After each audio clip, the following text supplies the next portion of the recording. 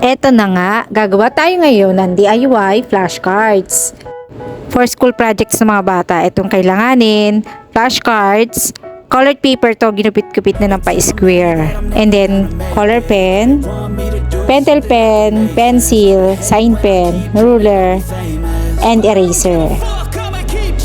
Yan, eto na, may nagawa na ako dito mga sample ng design ng border. Yan, yan yung sample ko. Tapos, kailangan nating sukat-sukatin para pantay-pantay siya. Kayo rin ba mga mami, gumagawa rin ba kayo mga projects sa mga anak nyo? Ang hirap mag-isip, no? Tapos lalo na yung design, titingnan natin kung maganda ba or okay ba. Tapos isipin natin, tama ba yung ginagawa natin? Maganda na ba ito? Pasok na ba ito kay teacher? Mataas na ba ang magiging grades ng mga bata pag ganito yung ginawa ko? Dahil maliliit pa ang mga anak natin, eto, naobliga tayong mga mami na gumawa ng mga projects nila.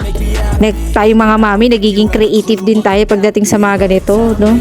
Tapos biglang magugulat na lang tayo pag nagawa na natin. Wow, kaya pala natin.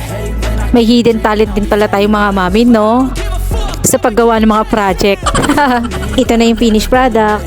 Ito na yung mga nagawa ko. Yan. Ito na yung mga design lahat.